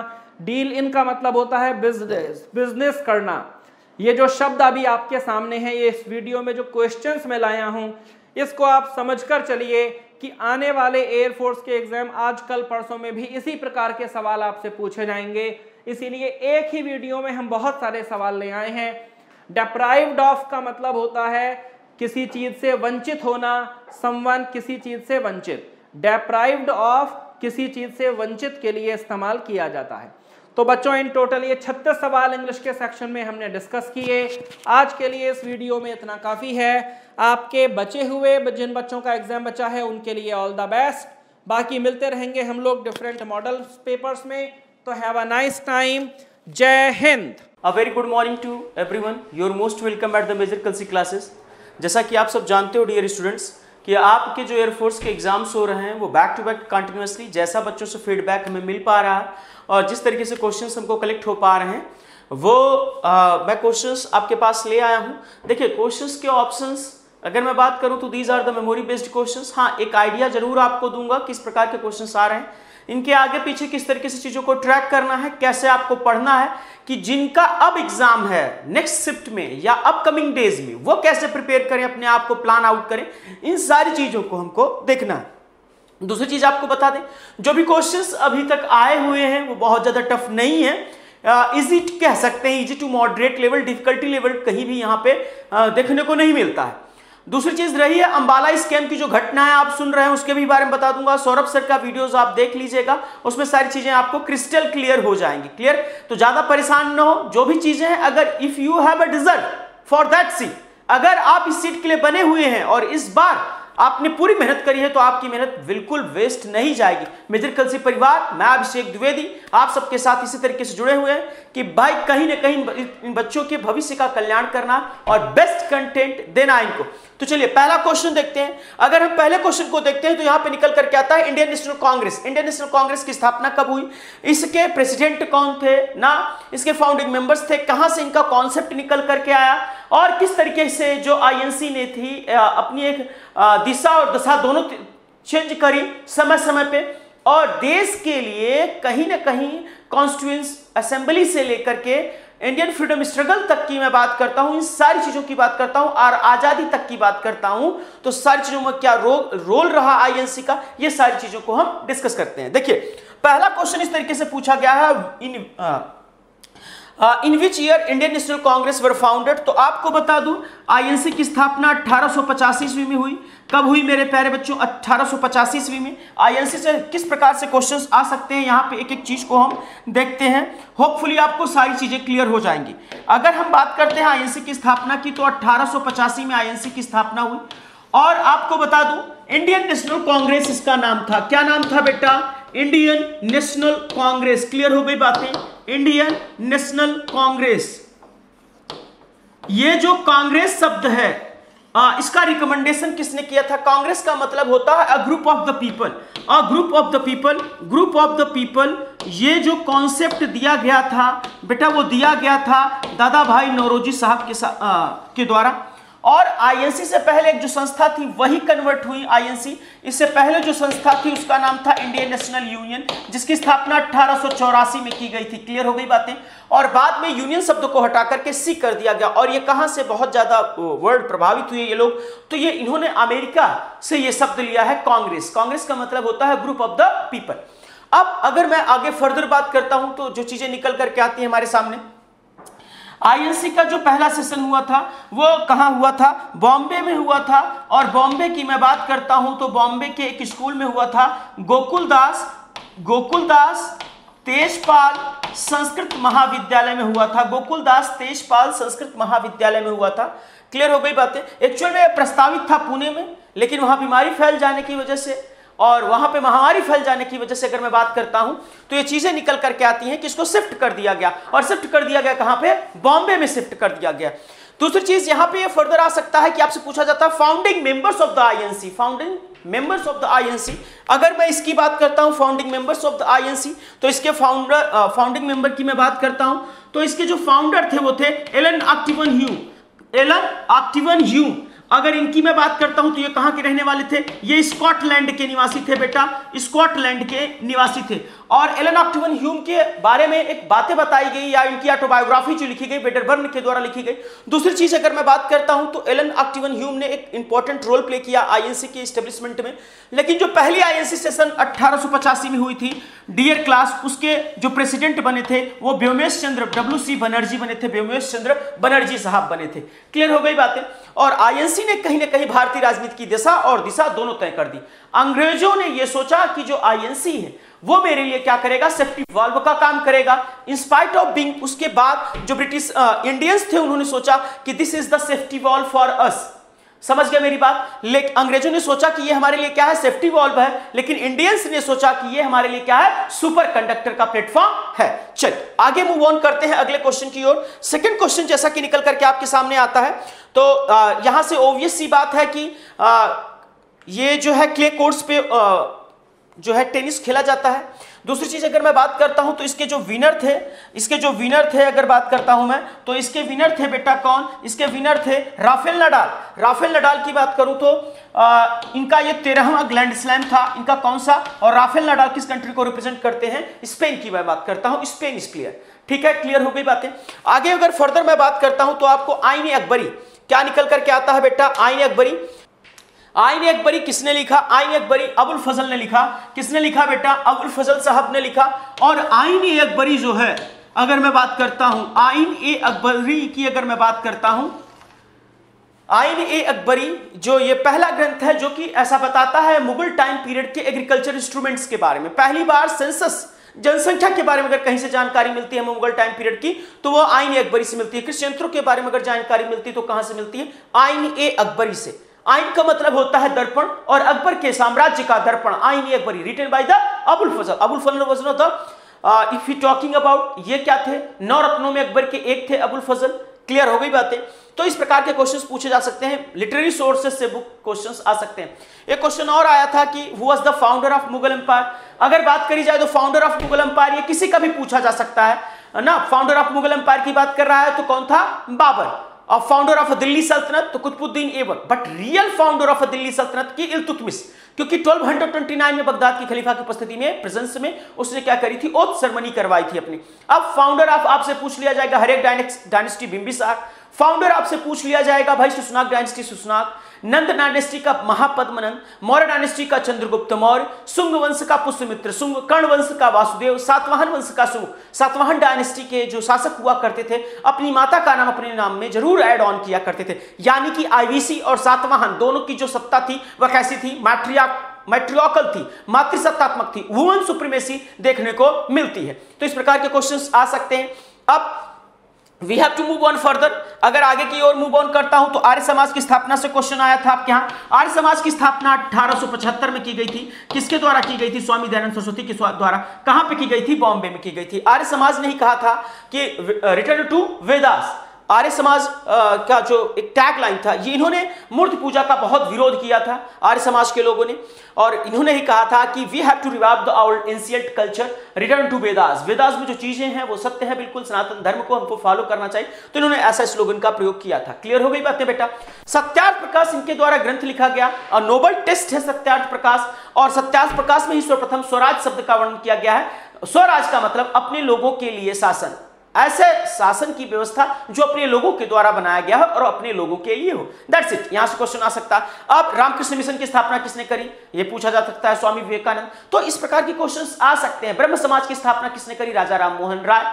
ठीक है, इस प्रकार के क्वेश्चंस आपको देखने को आई होप मिल सकते हैं। ठीक है, चलिए आगे बात करता हूं। तो बड़ा आसान सा क्वेश्चन पूछा गया, इससे आसान कोई क्वेश्चन नहीं होगा। ओल्डेस्ट वेद, आप जानते हो कि अगर हम बात करते हैं वेदास की बेटा, अगर हम बात करते हैं किसकी, वेदास की बात करते हैं, तो आप सबको पता होगा अगर हम वेदास की बात करें तो हमारे पास लिटरेरी सोर्सेस के अंतर्गत, वैदिक लिटरेचर के अंतर्गत 4 वेद हैं, ऋग्वेद, यजुर्वेद, सामवेद, अथर्ववेद। ऋग्वेद की बात करता हूं, to please the god and goddess, जो वर्सेस बताई गई हैं देवी देवताओं को खुश करने के लिए, कहां मिलती है, ऋग्वेद में। ऋग्वेद में ही आश्रम व्यवस्था के बारे में बताया गया है। और आपसे क्वेश्चन पूछा जा सकता है कि भाई कौन सा ऐसा वेद है जिसमें इंद्र के बारे में सर्वप्रथम बताया गया है, अग्नि के बारे में बताया गया है, वरुण के बारे में बताया गया। These are the noblest god during the time period of pre Vedic age. Indra के बारे में 250 शब्दों का जिक्र मिलता है, 250 बार इनका नाम आया है इंद्र का वैदिक टाइम पीरियड में। अग्नि का 200 टाइम्स आया है। तो यही से हमें पता चलता है व्हाट वाज द सप्त सैंधव प्रदेश, क्या हुआ करते थे।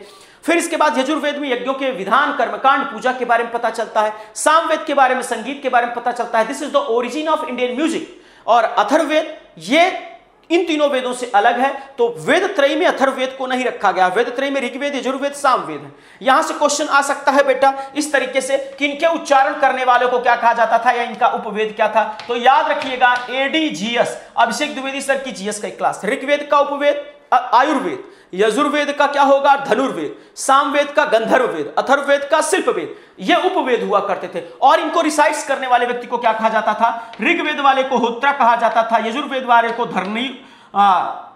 अर्धयु कहा जाता था। क्या कहा जाता था बेटा, अर्धयु कहा जाता था जो उच्चारण करता था। सामवेद वाले को उद्घाता कहा जाता था और अथर्ववेद वाले को ब्रह्म कहा जाता था। These are the just approach you can tackle all the questions, maybe questions asked from the उपनिषद।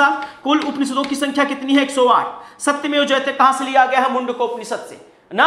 अस्तोमा सद्गमयः कहां से लिया गया है, बृहदारण्यक उपनिषद से। ये क्वेश्चंस आ सकते हैं, रिपीटेड है, तो याद रखिएगा। इस प्रकार के क्वेश्चंस आपको फर्दर में भी मिल सकते हैं। याद रखिएगा, आपको पूछा जा सकता है प्री वैदिक, पोस्ट वैदिक का टाइम पीरियड। अगर टाइम पीरियड की बात किया जाए तो जो वैदिक पीरियड था, अगर हम बात करते हैं वैदिक पीरियड के टाइम पीरियड की मेरे प्यारे बच्चों, तो प्री वैदिक का टाइम पीरियड याद रखिएगा, पोस्ट वैदिक यानी कि पूर्व वैदिक काल, उत्तर वैदिक काल, पूरा जो टाइम पीरियड वैदिक पीरियड का मिलता है वो 1500 बीसी से मिलता है 600 बीसी, 600 बीसी। यहां तक शायद सबको क्लियर होगा। अब अगर प्री वैदिक के टाइम पीरियड की मैं बात करता हूं तो इसका टाइम पीरियड बेटा क्या था, 1500 बीसी से लेकर के 1000 बीसी तक का जो टाइम पीरियड था वो प्री वैदिक था। अगर आपको पोस्ट वैदिक की बात करना है तो 1000 बीसी से लेकर के 600 बीसी तक के समय को क्या कहा जाता था, 600 बीसी तक के समय को कहा जाता था पोस्ट वैदिक। यहां से क्वेश्चन आ सकते हैं, कोई दिक्कत नहीं, बहुत इजीली अप्रोचेबल है, बहुत आसानी से आप कर सकते हैं। अविवाहित महिला को अमाजू कहा जाता था। पड़ी एक व्यवसायी होता था जो गाय की चोरी किया करता था। अघन्या, एक ऐसा, अघन्या का मतलब जिसका वध ना किया जा सके, मतलब गाय को कहा जाता था। वध करने वाले को क्या कहा जाता था, मृत्युदंड दिया जाता था ना। तो बहुत सारे क्वेश्चंस ऐसे बनते हैं और होपफुली आपको सारी चीजें मैं कॉन्सेप्ट क्लासेस में करवा चुका हूं। आप ये जानते हैं नेशनल एजुकेशन डे की बात की जा रही है यहाँ पे प्यारे बच्चों। नेशनल एजुकेशन डे की अगर मैं बात करता हूं तो मेरी बातों को ध्यान से समझिएगा। नेशनल एजुकेशन डे, राष्ट्रीय शिक्षा दिवस कब मनाया जाता है। फर्स्ट शिक्षा मंत्री कौन थे, education minister of India, Maulana Abul Kalam Azad साहब। और कलाम साहब, मौलाना अबुल कलाम आजाद की अगर मैं बात करता हूं तो इनका जन्म कब हुआ था, 11 नवंबर को। 2008 से भारत सरकार ने यह डिसाइड किया कि आज से, अभी से 11 नवंबर को हम लोग क्या मनाएंगे, national education day in the memory of Maulana Abul Kalam Azad. Mughal umpire की स्थापना बाबर, दिल्ली सल्तनत का आपको बता ही दिए कौन किया था, Qutbuddin Aibak. Real founder of Delhi Saltanat Iltutmish. तो इस प्रकार से क्वेश्चंस आ सकते हैं, ठीक है। फर्स्ट वुमन, जैसे कि क्वेश्चन पूछा जा सकता है, who was the founder of slave dynasty, Qutbuddin Aibak ना। Who was the founder of Tughlaq dynasty, Ghiyasuddin Tughlaq. Who was the founder of Lodi dynasty, Bahlol Lodi. First Afghan dynasty जो थी वो लोधी डायनेस्टी थी, जिसकी नींव किसने रखी थी, बहलोल लोदी ने उसने अपने नाम से सिक्के चलवाए थे। गजे सिकंदरी का आविष्कार किसने किया? गजे सिकंदरी के आविष्कार की अगर मैं बात करता हूं बेटा, तो वो आविष्कार किसने किया था? अगर बात करी जाए तो सिकंदर लोदी ने। सिकंदर लोदी जो कविताएं लिखा करता था, गुलरुख नाम से लिखा करता था। गजे सिकंदरी लैंड मेजरमेंट के लिए बनाया था, जिसमें बाद में मॉडिफिकेशंस कर दी गई। किसके द्वारा बेटा? बाद में मॉडिफिकेशंस जो की गई वो किसके द्वारा? अकबर के द्वारा उसका नाम कर दिया गया गजे इलाही या गजे सिकंदरी। तो इस प्रकार के क्वेश्चंस आ सकते हैं, don't worry about this one. और आप अगर मेरी मेजर कल से क्लासेस में आपने जीके जीएस की क्लासेस मेरी करी होंगी अभिषेक सर की, तो आपको ये 100% इंश्योर करता हूं कि आप सारे क्वेश्चन को बहुत आसानी से क्रैक करके आ। अभी जितने भी बच्चों ने क्लास की थी मेरी, और मैं इंडिविजुअली अगर मैं बात करता हूं, तो जो मेरे पास रिस्पॉन्स आया क्या है, जबरदस्त, शानदार, बहुत ही जबरदस्त परफॉर्मेंस रहा यहाँ के बच्चों का। और आई होप, मैं कहता हूं कि ईश्वर उनकी इस प्रयास को सफल बना दे और उनका सिलेक्शन हो जाए। That's a final goal and destination for us. अब फर्दर अगर मैं बात करता हूं, फर्स्ट वुमन आईपीएस के क्वेश्चन आया था, तो first woman is the most important every and each questions.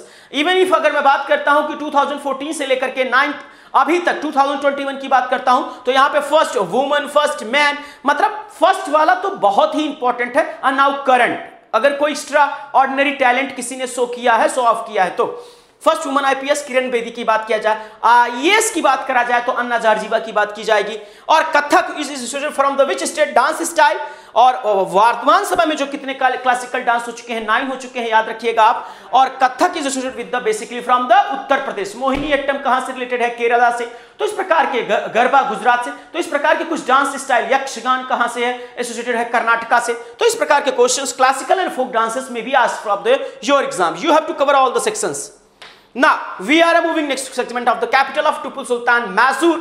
Back to back इसने जो है अंग्रेजों से लड़ा। इसके फादर ने पहले लड़ाई लड़ी, हैदर अली साहब ने, फिर टिप्पू सुल्तान ने। और ये कहा जाता था कि पहली बार वुड स्टील की तलवार का प्रयोग किसने किया था? टिप्पू सुल्तान ने। क्लियर?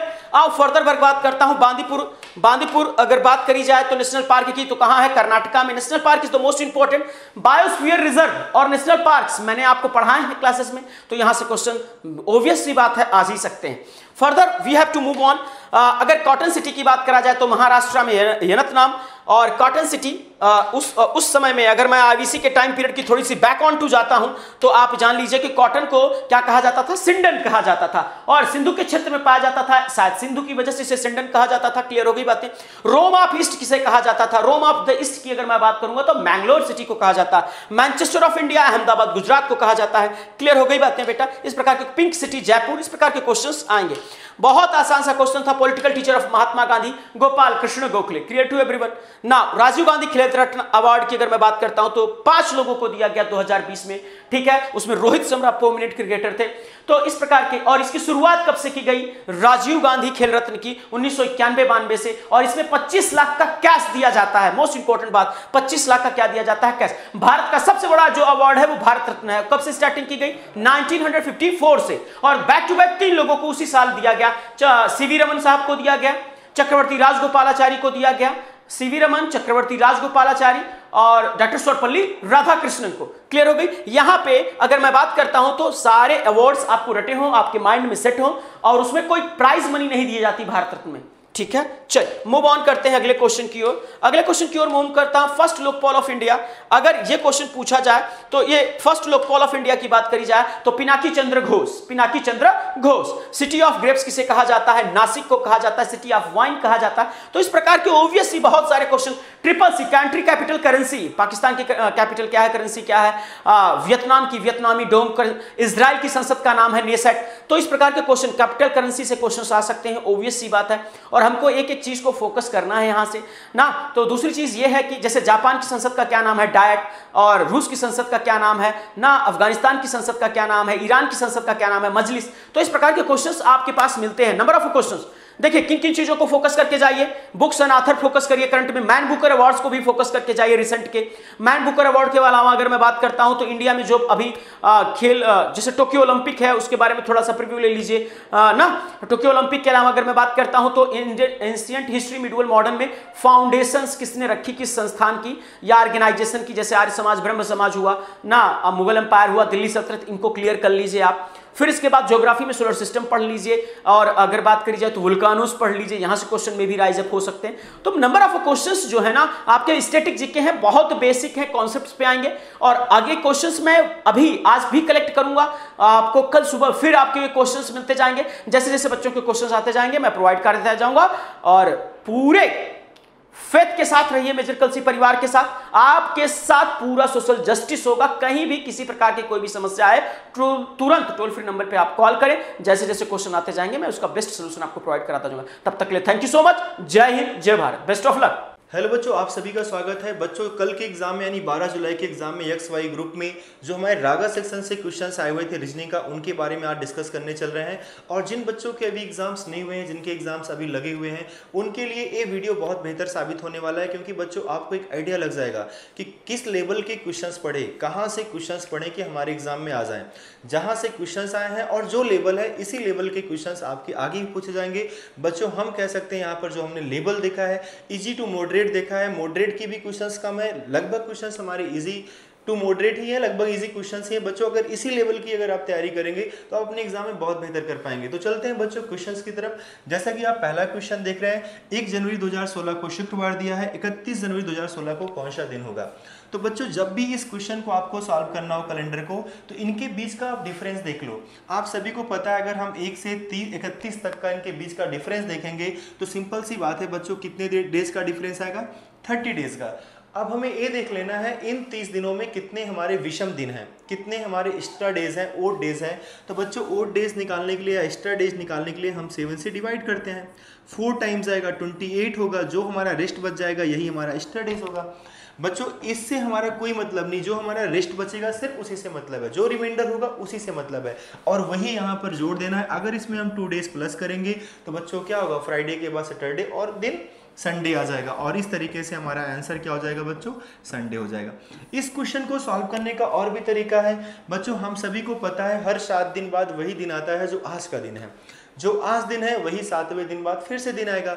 लेकिन ये तरीका आप तभी लगाइएगा जब इनके बीच में गैपिंग कम रहे। जब गैपिंग ज़्यादा रहेगा तो बच्चों इस तरीके से हमें नहीं करना है। अब बच्चों अगर यहाँ हम 28 प्लस कर देंगे, 28 क्यों, क्योंकि बच्चों इसके 7 के टेबल में आता है, हर 7 दिन बाद वही दिन आएगा।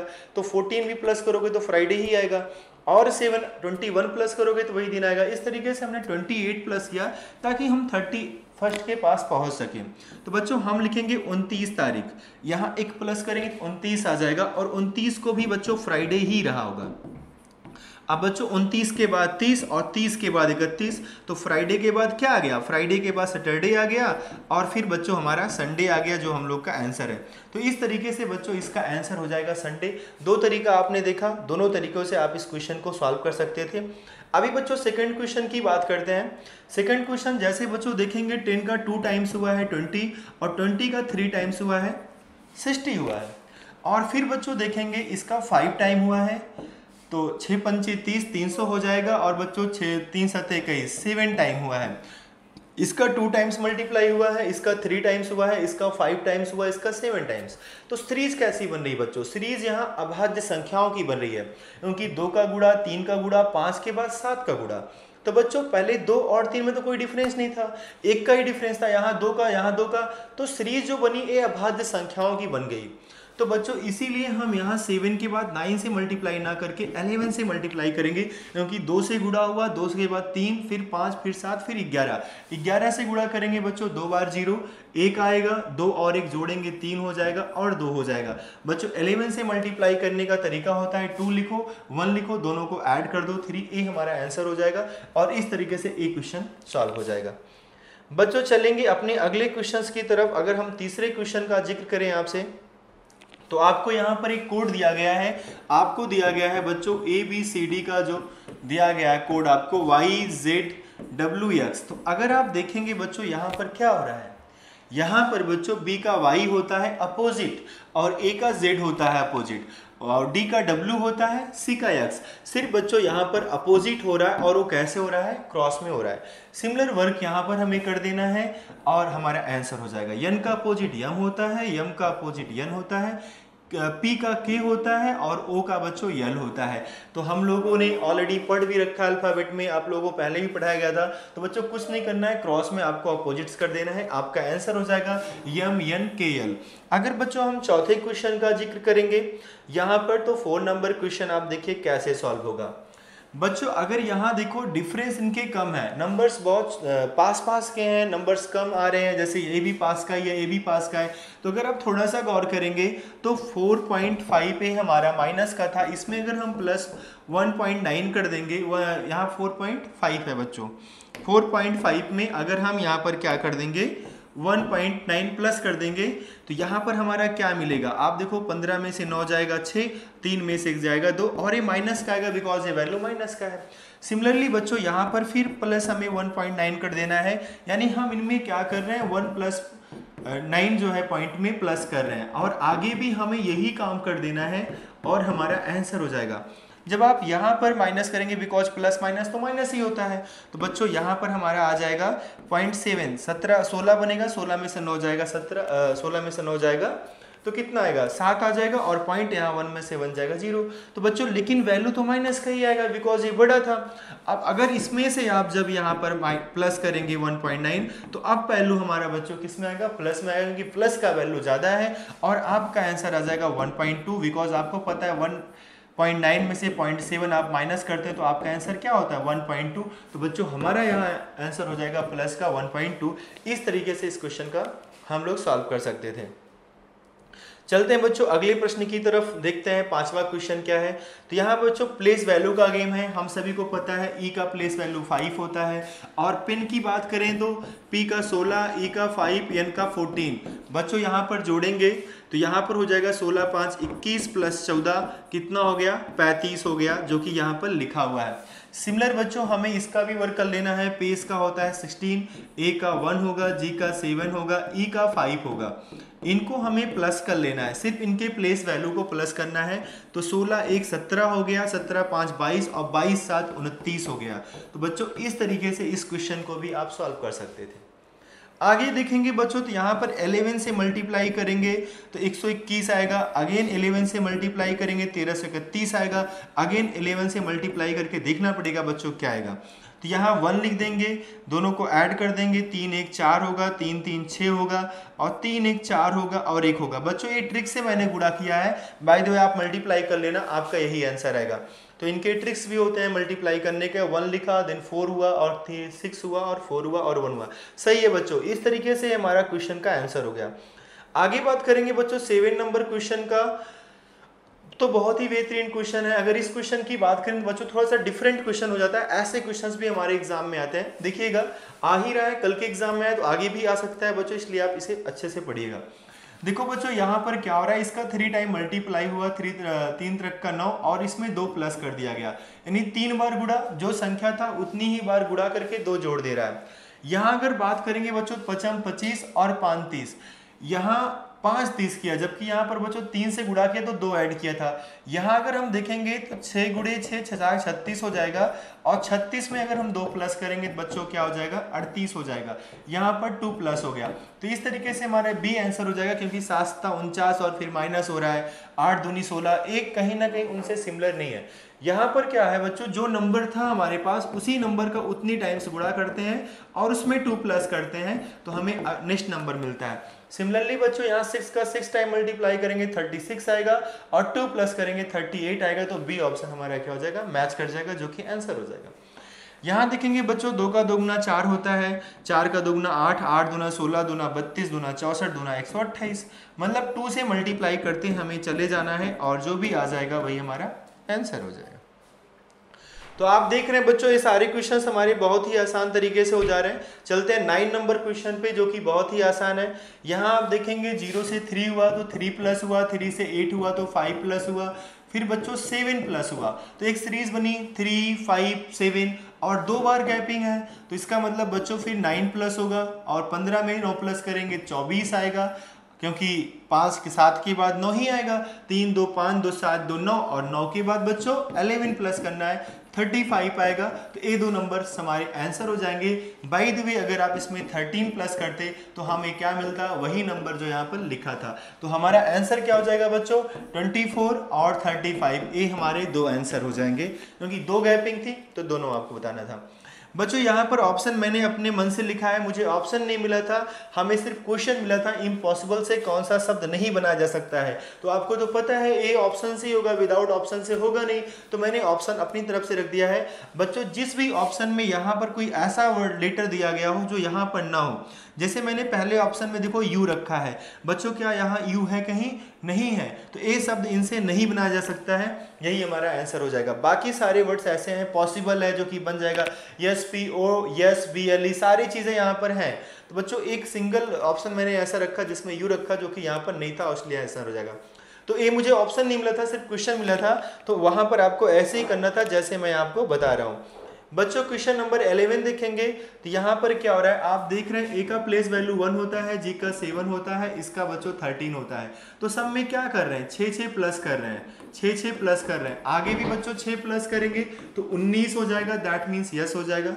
3 2 5 हुआ, 5 2 7 हुआ, तो 7 2 9 हो जाएगा। बच्चों 2 2 प्लस हो रहा है, 2 2 बढ़ रहा है। फिर आप देखेंगे बच्चों एन का प्लेस वैल्यू 14, टी का 20, जेड का बच्चों 26, तो क्या हुआ 6 प्लस हुआ, 6 यहाँ भी प्लस हुआ, 6 यहाँ प्लस करेंगे बच्चों, इसके बाद A B C D E F आएगा, यानी एफ आ जाएगा और ये हमारा आंसर हो जाएगा, यस 9 एफ। यहाँ पर बच्चों यहाँ भी ऑप्शन नहीं मिला था, लेकिन क्वेश्चंस को कर सकते हैं। देखो ये हमारा आंसर फिगर होगा जो हम बनाएंगे यहाँ पर। तो सबसे पहली चीज है बच्चों, इसको इस तरीके से कट किया गया है यहाँ पर इस फिगर को, तो कोई नहीं, हम इसे कट कर लेते हैं, और आप ऐसे भी कर सकते हैं, कोई दिक्कत नहीं है। यहाँ पर बच्चों जैसे इस पार्ट से लेकर यहाँ तक कलर्ड किया गया है, या हम अगर इस लाइन को यहाँ पर लाएंगे तो ये पूरा ब्लॉक क्या किया गया, छोड़ दिया गया अगले स्टेप में। इसको छोड़कर ये पूरा कंप्लीट ब्लॉक ले लिया गया आगे वाला। यहाँ पर देखिए इस ब्लॉक को ले लिया गया, इस ब्लॉक को यहाँ पर खाली कर दिया गया। नेक्स्ट स्टेप में चलेंगे तो इस ब्लॉक को खाली कर दिया जाएगा और ये यहाँ तक फिगर आ जाएगा, यहाँ तक ही फिगर आ गया। अगले में चलेंगे बच्चों तो ये जो हमारा ब्लॉक था इसको हमें रिमूव कर देना है, छोड़ देना है, और यहाँ से लेंगे और ये फिगर हमारा यहाँ तक आ जाएगा। इट मीन्स बच्चों यहाँ से ब्लैक करेंगे और चीज़ें हमारी यहाँ तक ब्लैक हो जाएंगी और ये हमारा आंसर हो जाएगा। नेक्स्ट फिगर में जैसा भी यहाँ पर ऑप्शन रहा होगा ये हमारा आंसर हो जाएगा। तो इस तरीके से बच्चों हमें इस सवाल का आंसर कर देना था। आई होप कि क्वेश्चन आपको समझ में आ गया होगा। तो ऐसे इस क्वेश्चन का जवाब देना था। चलते हैं बच्चों अगले प्रश्न की तरफ, देखते हैं नेक्स्ट क्वेश्चन क्या है। और ये आज का लास्ट क्वेश्चन है, इसके अलावा क्वेश्चंस नहीं है। एम्बेडेड फिगर का क्वेश्चन था बच्चों, सन्निहित आकृति का था। ये देखना है किस फिगर में ये फिगर शामिल है। तो बच्चों देखो बी ऑप्शन में आपको साफ साफ यहाँ पर दिख रहा है कि यहाँ पर ऐसा इसमें ए शामिल है फिगर जो यहाँ पर बना है, और एक बीच की लाइन भी है। तो बच्चों सेकंड ऑप्शन हमारा इसका आंसर था। और इस तरीके से जितने भी क्वेश्चंस आए थे वो सारे क्वेश्चंस बच्चों हमने आपको बता दिया। आई होप कि बच्चों आपको ये मॉडल पेपर अच्छा लगा होगा। ये आपका जो पेपर आया हुआ एग्जाम में है, कल के एग्जाम में ये पेपर आपको अच्छा लगा होगा। ये मॉडल पेपर तो है नहीं बच्चों, आपका रियल पेपर XY ग्रुप के रागा सेक्शन में जो आए हुए थे उन बच्चों को हेल्प मिलेगी जिन बच्चों का अभी एग्जाम नहीं हुआ है। बच्चों आप समझिएगा इनसे कहाँ से हमें क्या पढ़ना है। आपको कैलेंडर के भी क्वेश्चंस मिले, नॉन वर्बल के भी क्वेश्चंस मिले, और भी क्वेश्चन सीरीज के मिले। बच्चों ये सारी चीजें आप पढ़ लीजिएगा तो आप अपने एग्जाम को बेहतर कर पाएंगे। और आप देख रहे हैं क्वेश्चंस का लेवल इजी टू मॉडरेट है, हार्ड नहीं है। तो बच्चों इसी लेवल में रहिएगा और अच्छे से तैयारी करिएगा। आप सभी का एग्जाम बेस्ट हो, यही भगवान से शुभकामनाएं मांगते हैं आप सभी के लिए। तो ठीक है बच्चों, आज के लिए बस इतना ही। आप सभी बच्चों को जय हिंद।